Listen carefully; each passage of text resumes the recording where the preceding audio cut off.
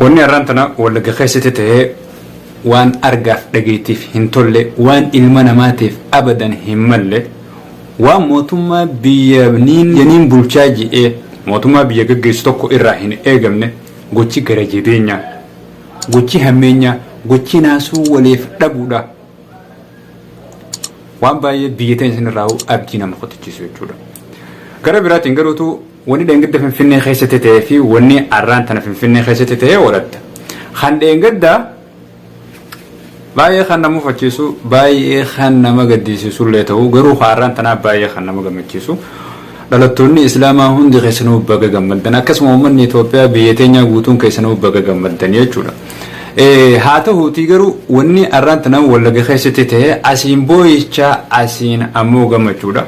Maraa rabbii fide wanni goonu jirtu qoobsuu qabsoo falmachuu gara fuulduratti deemuu qofa jechuudha. Kanaafiyyuu hordoftoota koo kakkabajamoo akkam nagaa fayyaa qabdanii isiniin jecha wanni qabadde dhufe arrantana waa lama irratti jechuudha. Waa lamaan wanna wallaga keessatti dargaggoo qaxalee irratti hojjetamee fi wantoota Finfinnee keessatti dheengaddaaf kalee hojjetame irratti akka yaada mataa kiyyaatti waaniin dubbadhuutu jira. Kanaaf hamma dhumaatti naa waliin turaan ammoo afeerraa kooti warri gara chaanala kanaa dhuftan haaraa kan taatan like subscribe godhuudhaan nu jajjabeessaan asumaan dhaamannoo kooti asumaan gara sagantaadhaa naa waliin haga dhumaatti tura. Gammachis wandimuu dargaggoo danbi dolletti arrantana sibiila shuggutii itti fannisanii ummata walgahii takkaa'uu walitti qabanii ummata duratti inni kun shaneedha abaa'oo shaneedha abbaa torbeeti jechuudhaan ummata fuulduratti rasaasa itti dhoonii rashananii ajjeesan jechuudha. Dargaggoon kun dargaggoo arrantana waggaa 20 keessa jiru. Dargaggoo jireenya isaatirraa jireenya haga jiraaturraa rubuu jireenya isaa jiraate jechuudha. Hawaasa guutuu walitti qabuudhaan hawaasa duratti rasaasaan rashananii ajjeesan jechuudha. Sababa oromummaa isaa qofaaf jechuudha.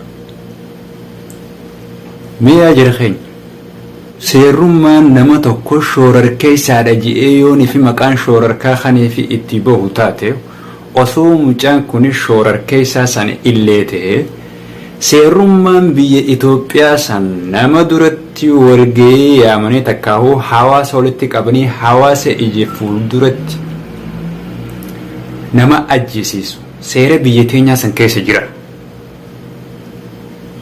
Namni tokko nama erga nama ta'ee dhalatee booda garuu mirga lubbuun jiraachuu isaa kabajuuf hin dirqama jechuudha. Waan fedhees haa ta'u waan fedhees haa balleessu. Siyaasaadha jedhanii gaafa shoorarkeessaadha jedhanii uummata duratti nama ajjeesan osoonii fi uummanni ifaa ifatti argu uummata walitti qabanii sodaa takka malee qaanfii takka malee gaaf nama ajjeesan shoorarkeessaan kan ajjeefame moo kan ajjeessu. Kanaaf kun waan ifaati. Ilmi namaa tokko wooma fadhii yoonii fi balleessee biitti san seeraan bulti seera qabdi. Dambii mataasii seera ittiin bulmaata mataasii qabdi. Seera biyya teenya keessa shoorarkeessaas haa ta'u abbaan fadheehuu kan yakka raawwate hawaan fadheehuu tahee ija seeraatiin mana murtiitti dhiyaatee hidhamee adabbii argachuudha qaba malee adabbiin uummata yaamanii uummata duratti nama rashanuu kunis bilxiginnumarratti agarree beemagan isaanumarratti ooltu. Garuu wanni kuni waan mucaa san qofa irratti raawwatame osoo hin ta'e waan uummata Oromoo hunda irratti raawwatame jechuudha. Eenyu taanaan karaan kee kanaadha bas gabaabdumatti. Kuni maali? Tuffii mootummaan biyya sanii gareeleen jechuudha. Uummata keessaa baate haadhaaf abbaa isaanii keessaa baate uummata haadha harma hodhe harma isii ciniin jechuudha. Warri biyya teenya bulchaa jiru. Okay. Amma isaan kana kan godhaniif garuutu akka isaan yaadanitti tarii biyya tasgabbeessu itti fakkaata. Kun garuutu biyya tasgabbeessu osoo hin taane biyya balleessuu biyya karaa jeequmsaatti oofuudha jechuudha. Namni guyyaa adii nama duratti uummata guutuu duratti nama ajjeesu kuni bineensa jechuudha. Kanaaf kuni waan hedduu nama gubuuf waan hedduu nama aarsu ummanni keenya gara fuulduraatti wanni itti teenyus hin jirtu wanni eenyus hin jirtu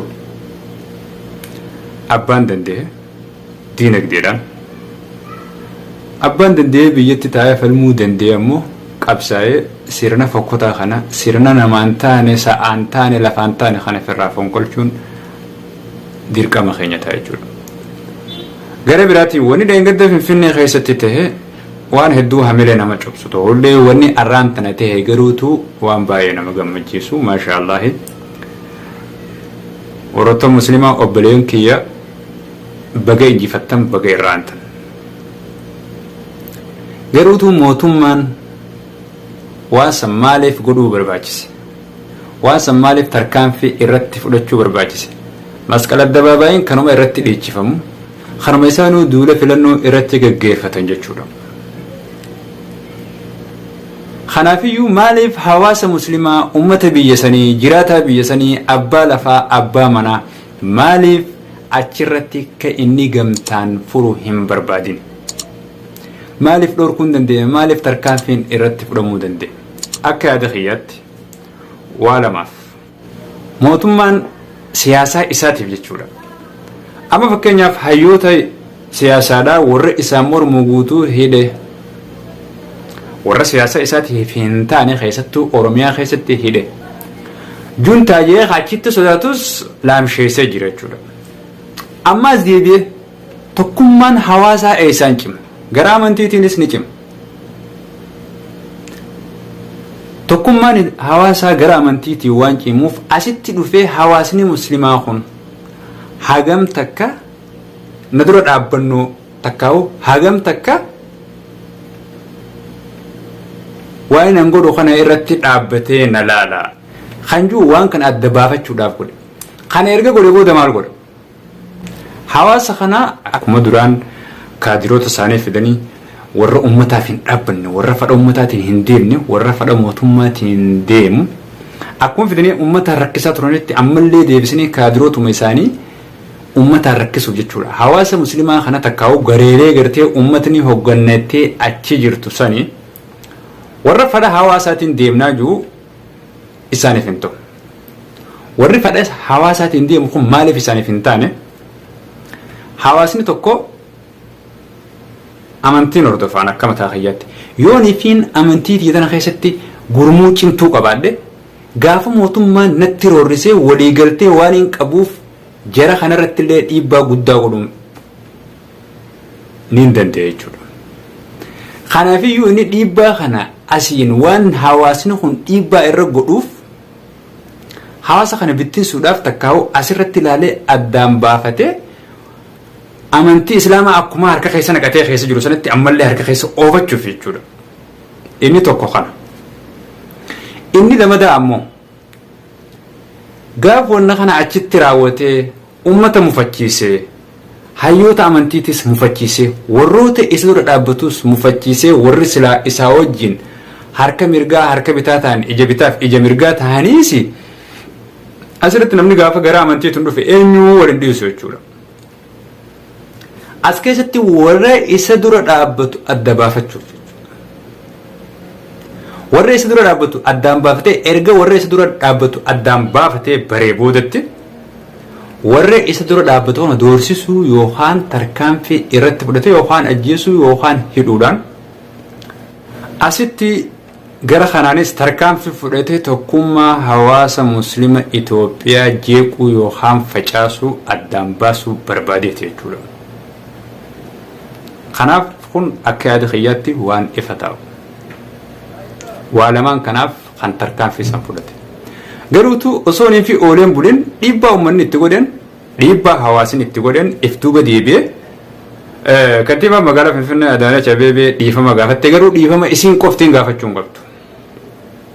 Dhiifama isiin qoftiin gaafachuu hin qabdu jechuudha. Warroottan humnoota nageenyaa jechuudha. Warroottan poolisii san uummatatti bobbaase. Warroottan akka poolisiin uummata doorsisu akka poolisiin uummata ari'u akka poolisiin uummata boombii aaraatti darbatu akka poolisiin uummatatti qawwee dha'u kan ajajalleen dhiifama gaafachuudha qaba. Maaliif inni kun hawaasa keessaa ba'e erga hawaasa keessaa ba'e hawaasaaf kabajaa godhuun isaa dirqama jechuudha. Yoo ni fi hawaasa hin kabajne eenyutu isa jala bula? Namni haga yoom qawwee sodaata? Haga yoom irrummaa isaa sodaata? Kanaafiyyuu dhiifama gaafachuun irra jiraatu osoo adda addaanach qofa hin ta'in warroottan nageenya irra jirullee ni ilaallata jechuudha. Maraaf hawaasni muslimaatis taanaan ummanni oromootis taanaan rakkina irra jiru kana dhiibbaa isaan irra jirtu kana dirqama qabsaa'ee ofirraa kaasuun ana si ilaallata.